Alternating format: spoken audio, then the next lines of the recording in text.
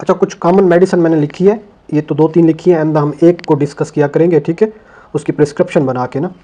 तो उसके जो सस्ते ऑप्शन हमारे पास क्या मौजूद है, ये जो सिप्रोक्सन है ना, सिप्रोफ्लॉक्सासिन, ये सिप्रोफ्लॉक्सासिन का जो पहला पेटेंट ब्रांड है ना, ये सिर्फ सिप्रोक्सन है, ठीक है।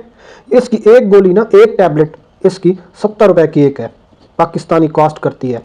ये पहला ही पाकिस्तान का दुनिया का सबसे पहला पेटेंट ब्रांड है, जो रिसर्च ब्रांड जिसको कहते हैं, ठीक है।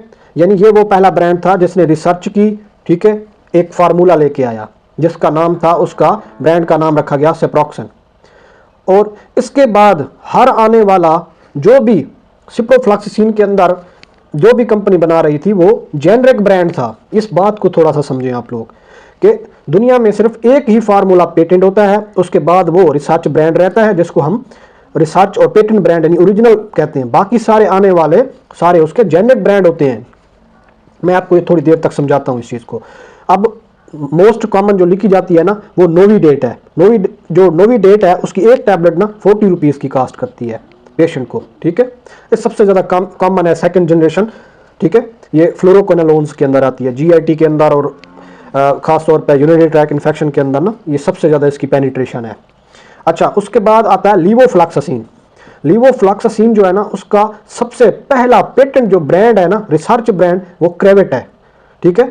ये क्रेविट की एक गोली जो टैबलेट है ना, एक टैबलेट ये आती है 155 रुपीज़ की। इसके बाद आने वाला हर ब्रांड वो जेनरिक ब्रांड है, ये जेनरिक ब्रांड है, ये जेनरिक ब्रांड है, ठीक है। इसकी टवैनिक, अब इसकी जो टैबलेट है ये 150 की आती है एक गोली, ठीक है। ये प्रिस्क्रिप्शन का मैं आपको ये बता रहा हूँ कि मेन चीज़ें ये काम कैसे कर रही हैं। और जो ओमेप्राजोल है ना, सब राइजेक को याद रखते हैं, ठीक है, लेकिन ओमेप्राजोल का जो फर्स्ट पेटेंट ब्रांड था ना, वो लॉसिक था। ये किसी को पता ही नहीं है, 90% डॉक्टर ये जानते ही नहीं है कि ओमेप्राजोल का जो पेटेंट ब्रांड है। अगर आप वाकई ही रिसर्च ब्रांड लिखना चाहते हैं तो ये आपको क्यों नहीं याद, राइजेक क्यों सबको याद है, ठीक है। राइजेक का एक कैप्सूल जो है ये 38 से 40 रुपए का कास्ट करता है। लॉसिक का एक कैप्सूल जो है ना, ये 64 रुपीज़ का एक कैप्सूल है। ये इस चीज़ को थोड़ा आप समझें। और 20 mg का, ना कि 40 mg का, राइजेक का 40 mg का जो कैप्सूल है वो है 40 रुपए का। लॉसिक जो रिसर्च पेटेंट ब्रांड है, इसका एक 20 mg का कैप्सूल है 64 रुपीज़ का। अगर वाकई आप रिसर्च ब्रांड लिख रहे हैं तो इसको लिखें, फिर इसको क्यों लिख रहे हैं, ठीक है। और मैं आपको अब दिखाता हूँ अल्टरनेट हमारे पास जो इफेक्टिव ब्रांड है ना, वो कौन से हैं जो सबसे ज़्यादा पेशेंट को मैं रिकमेंड करता हूं और अपनी प्रिस्क्रिप्शन के अंदर लिखता हूं। अब मैं इंशाल्लाह प्रिस्क्रिप्शन भी जो पेशेंट की होती है ना, मैं पिक्चर शेयर करूंगा। सेनोलॉक्स, ये ठीक है, एक्सेस फार्मा का, इसकी एक गोली जो है ना, एक गोली ये 20 रुपए की है। ये भी जेनरिक ब्रांड है। नोविडेट भी जेनरिक ब्रांड है, ये 40 रुपए की है, 50% की बचत है। जैक्सन, इसकी 18 रुपए की एक टैबलेट आती है, ठीक है। और लीवोफ्लॉक्सासिन के अंदर क्रेविट जो है 155, और टवैनिक या लीफ्लॉक्स, ये लीफ्लॉक्स की जो टैबलेट है ये आती है तकरीबन 54 की। वन टैबलेट जो कास्ट करती है 54 रुपीज़ है।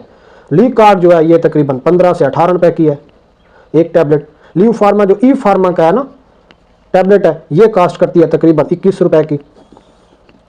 और जो ओमेप्राजोल पे चले जाएं, ठीक है, जो हमारे पीपीआई हैं, प्रोटॉन पंप इनहिबिटर्स, ठीक है, मार्क जो आता है ना 40, ये आता है सिर्फ और सिर्फ 15 रुपए का कैप्सूल। और जो राइजेक है वो है 40 रुपए का। आप इसके अंदर आप देखें 60 से 70% तक फ़र्क है प्राइस का। और उसके बाद जोराल आता है, ये आता है 18 रुपए का। नोरान आता है 14 रुपए का। इसकी प्राइस देखें आप, ठीक है, इसकी देखें, इसके अल्टरनेट जो भी महंगे आ रहे हैं, क्योंकि ये जेनरिक अब दो टाइप में तब्दील हो जाते हैं। एक जेनरिक वो होते हैं जो प्रमोशन करते हैं, ठीक है, मेडिकल रैप्स के थ्रू डॉक्टर के पास वो अपने ब्रांड की कुछ सैंपल्स भिजवाते हैं, ठीक है, उसके बाद उसकी प्रमोशन करते हैं। उसके बाद उसका जो पेंसिलें, क्लिपबोर्ड, एसी, ठीक है, ऐसी चीज़ें बहुत सारी बनी जाती हैं। जब राइजेक बना जाता है, इसके साथ तकरीबन लाखों के अंदर दूसरे बैज पेंसिलों के तैयार किए जाते हैं और डॉक्टरों को दिए जाते हैं, ठीक है, फार्मेसी को दिए जाते हैं। तब उसका जो कॉस्ट होता है वो इसके ऊपर पड़ता है। दूसरे ऐसे जेनरिक ब्रांड होते हैं जो ये प्रमोशन नहीं करते, मेडिसिन बना के ये मार्केट में डाल देते हैं। और 90% मैं आपको ये दावे से कह रहा हूँ कि 90% हमारे जो यंग डॉक्टर हैं, इवन जो काफ़ी 10-15 साल ऑलरेडी प्रैक्टिस कर रहे हैं, ये चीज़ें लिख रहे हैं, उनको इनका नाम तक नहीं पता, क्योंकि उन्होंने कभी कोशिश ही नहीं की कि सस्ती दवाई हम कैसे दे सकते हैं। हालांकि उनकी तो बचत सेम है, डॉक्टर जो काम कर रहा है क्लिनिक के अंदर उनकी तो बचत सेम है। अब वो सेनोलॉक्स लिखेगा, इसकी मरीज को बचत है, ये मरीज को फ़ायदा मिल रहा है, और जितना डॉक्टर को मिलना था अगर 15% है तो डॉक्टर को भी मिल रहा है। अगर वो नोविडेट लिखेगा वो मरीज को फ़ायदा नहीं दे रहा, ठीक है, डॉक्टर को वही 15% मिल रहा है। आप सिर्फ ये कोशिश किया करें कि ऐसे 15 से 20 मेडिसिन ऐसी हैं जिसकी लिस्ट बना लें, आप उसको साइड पे रख लिया करें। जो भी गरीब बंदा है उसको आप सिप्रोफ्लॉक्सासिन नोविडेट की जगह आप सेनोलॉक्स लिखें, ठीक है। एंटीबायोटिक की रेजिस्टेंस हमारे साइड पे खासतौर पे पेरीफ्री, पाकिस्तान के जो पेरीफ्री एरिया है वहाँ पे क्यों है, क्योंकि ये 7 से 10 दिन मिनिमम दी जाती है। अब 7 दिन की टैबलेट कोई ख़रीदता ही नहीं है, क्योंकि उसका बिल बन जाता है 2000 से 2500। गरीब आदमी जिसकी 600 से 700 मजदूरी है वो क्या इसको ख़रीदेगा, वो 2 दिन इस्तेमाल करता है, ठीक है, वो कुछ उसके सिम्टम्स कवर हो जाते हैं, वो छोड़ देता है, फिर वो उसको सेनोलॉक्स या जैक्सन या नोविडेट काम ही नहीं करती, वो रेजिस्ट कर जाती है। फिर वो 3rd जनरेशन आता है लीवोफ्लॉक्सासिन के ऊपर, लीवो के साथ भी इस तरह हुआ है, ठीक है। फिर आता है वो मॉक्सीफ्लॉक्सासिन के अंदर, मैं पिछली वीडियो बनाई है, मॉक्सीफ्लॉक्सासिन के अंदर हम 70% कॉस्ट का मैंने फ़र्क बताया है। हमें इससे 2 फ़ायदे मिल रहे हैं, एक तो हमारी बचत है वो इंक्रीज़ हो रही है, मरीज़ को सबसे ज़्यादा फ़ायदा मिल रहा है। देखिए पैसे जो है ना, वो पैसे को कमाना मेन नहीं है, ये है कि किस तरीके से कमाया जा रहा है। डॉक्टर का जो मेन काम है ना वो कॉस्ट इफेक्टिव कैसे है। हमारे डॉक्टर हैं डॉक्टर मोइन साहब, हमें कहते हैं कि ये याद रखना है कि आप कॉस्ट इफेक्टिव कैसे हो।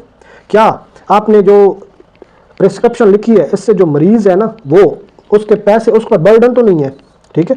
इसी तरह इसकी वैल आती हैं, ठीक है, सिप्रोवैल हो गई, लीवोवैल होगी, मॉक्सीफ्लॉक्सासिन की वैल होगी, और ये आ गई। इन पर ना मैं वीडियो बनाऊंगा इंशाल्लाह, एक एक चीज़, एक एक हम ड्रग्स को डिस्कस करेंगे, इसके सस्ते हम ऑप्शन बताऊंगा। जो यंग डॉक्टर हैं जो प्रैक्टिस कर रहे हैं उनकी 50,000 से इन मेडिसिन को लेकर अपनी एक फार्मेसी बना लें और प्रैक्टिस शुरू कर सकते हैं, बजाय गवर्नमेंट की 80 से 70,000 की नौकरी से बेहतर है आप क्लिनिक बना सकते हैं।